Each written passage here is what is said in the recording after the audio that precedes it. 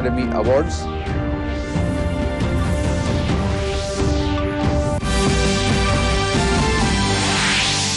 Lok Sabha Speaker Om Birla inaugurates 19th CPA India Region Zone 3 Conference at Sikkim Legislative Assembly.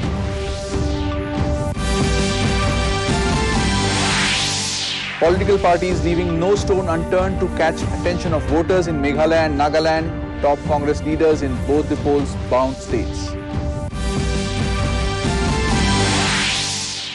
And in Women's T20 World Cup semi-final, India-Australia match gets underway in Newlands cricket ground at Cape Town.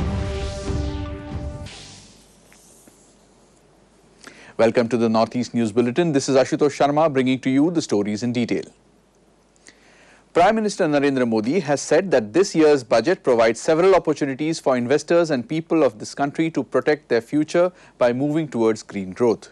He said the government is taking steps to provide every possible assistance to ensure green growth of the economy.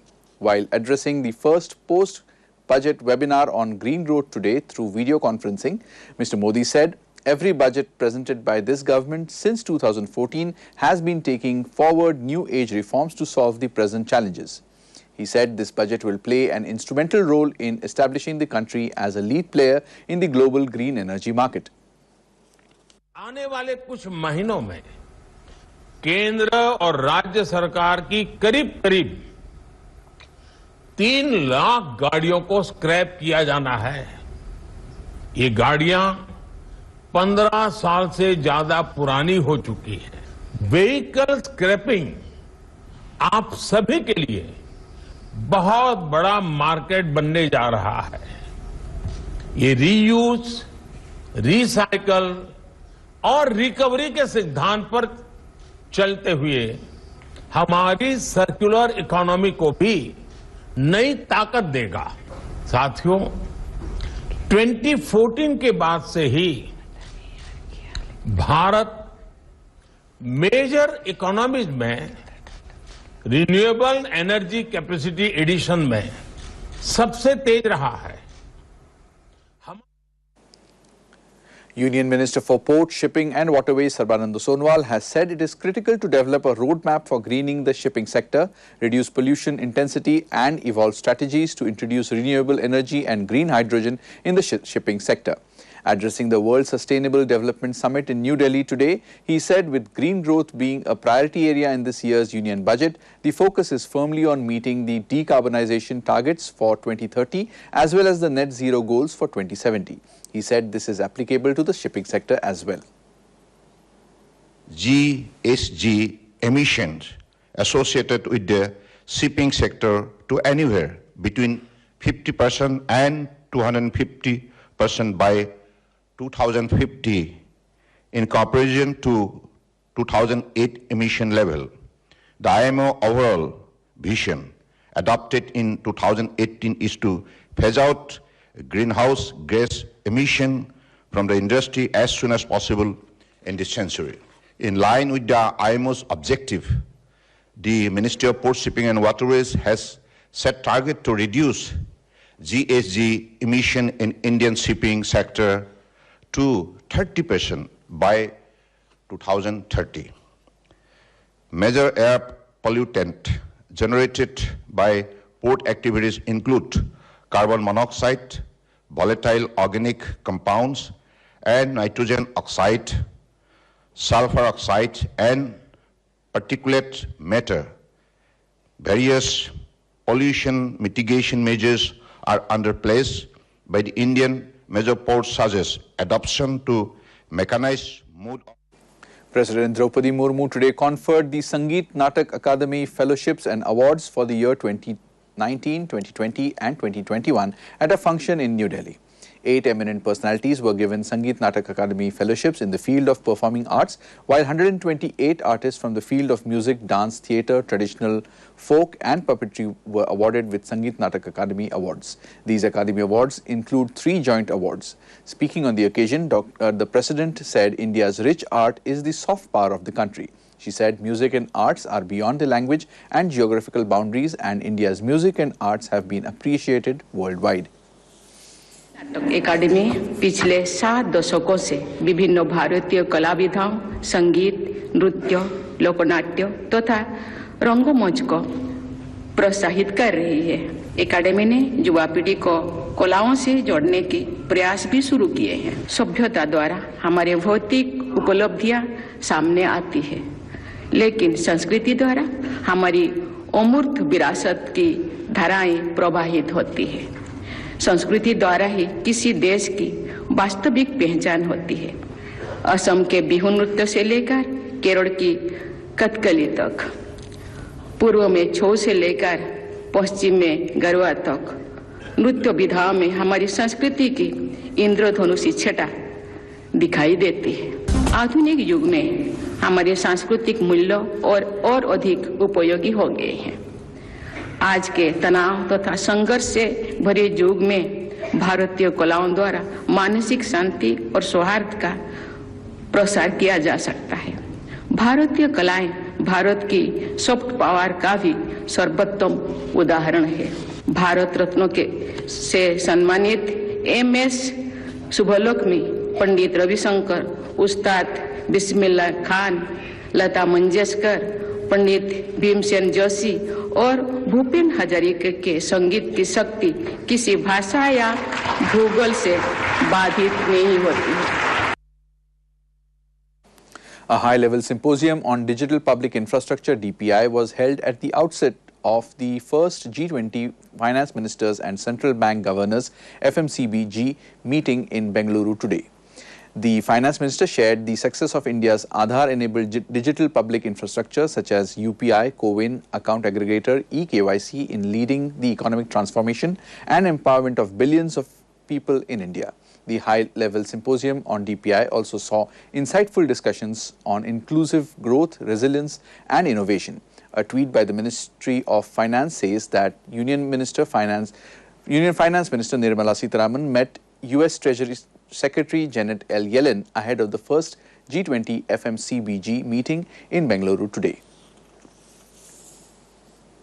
Lok Sabha Speaker Om Birla today inaugurated the 19th Annual Commonwealth Parliamentary Association CPA India Zone 3 conference held at Sikkim Legislative Assembly Secretariat.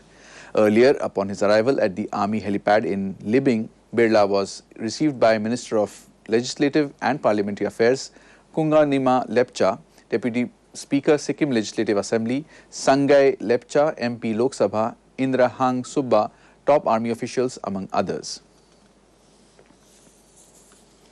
CPA का है, जिन पर विषय पर चर्चा होगी, संवाद होगा, ताकि हम लोकतांत्रिक संस्थाओं के माध्यम से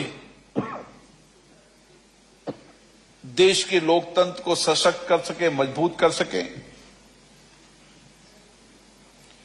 ये संस्थाएं जनता के प्रति जवाबदेही हो,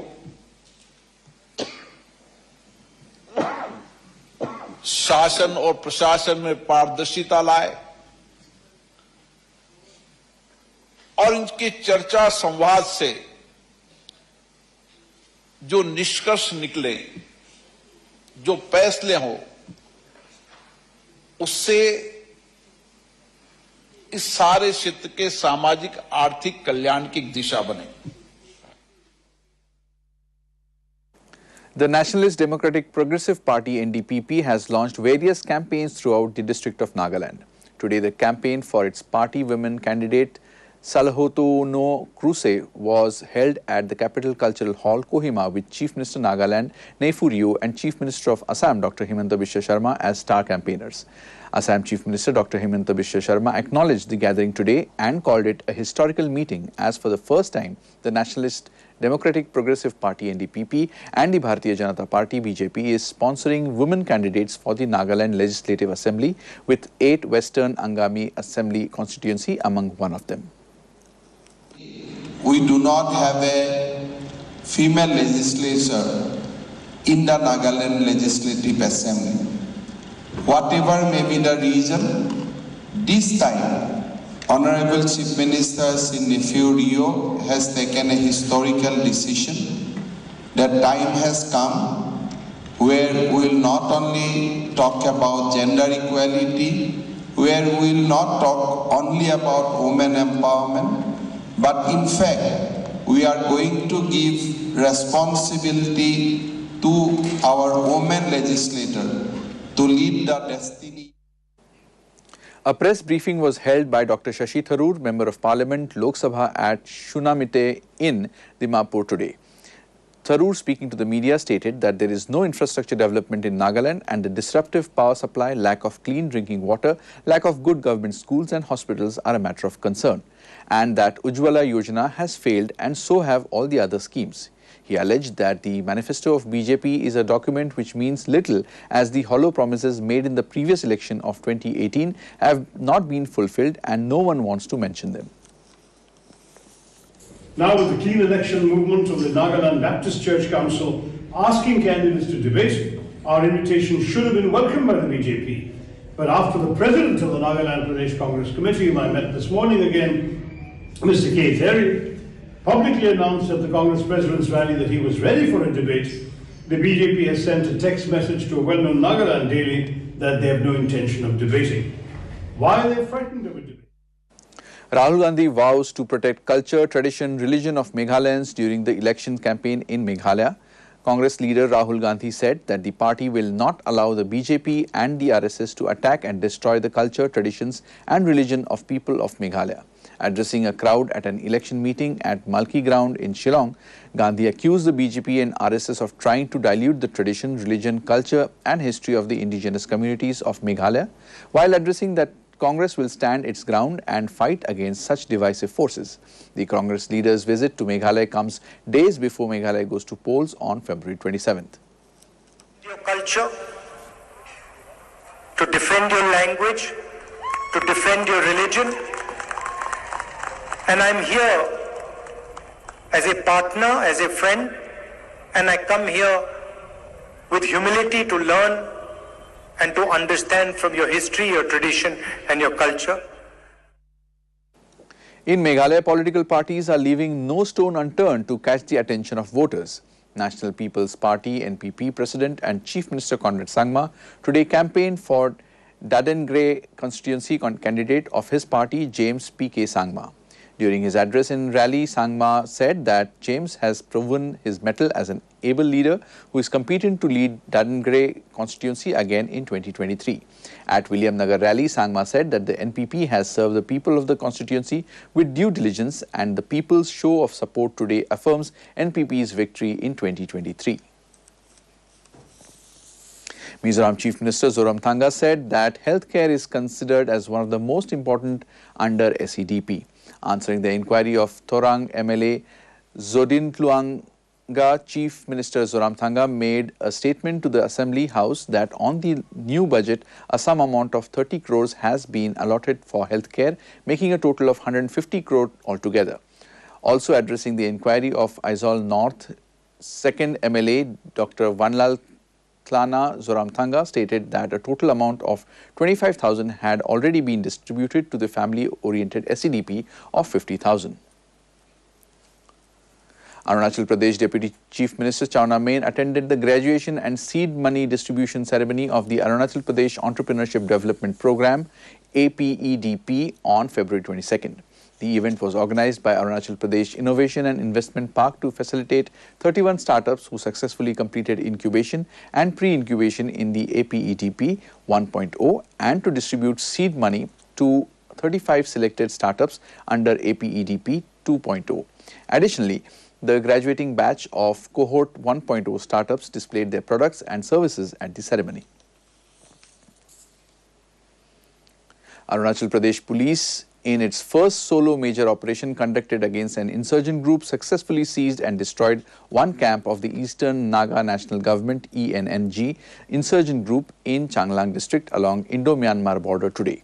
Arunachal Pradesh Police said that the nefarious activities of ENNG have been on its radar for a few months now. Accordingly, on receipt of information of a camp in the general area of Lungpang, Rima Putok Circle in Changlang district near the Indo-Myanmar border, an Arunachal Pradesh police team launched assault on the ENNG camp today.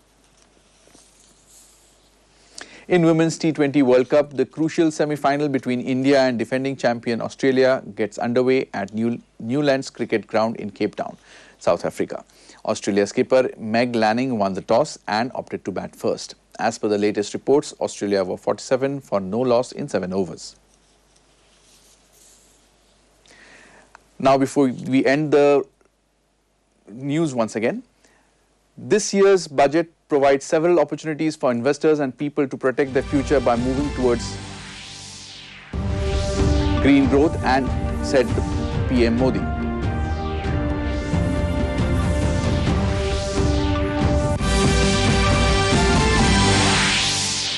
President Draupadi Murmu presents Sangeet Natak Academy Fellowship and Academy Awards.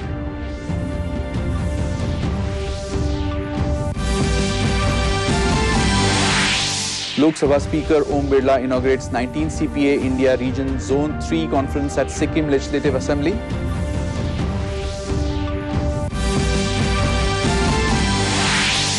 Political parties leaving no stone unturned to catch attention of voters in Meghalaya and Nagaland, top Congress leaders in both poll-bound states. And in Women's T20 World Cup semi-final, India-Australia match gets underway at Newlands Cricket Ground in Cape Town. That brings us to the end of this evening's bulletin. Thank you for tuning in. Namaskar.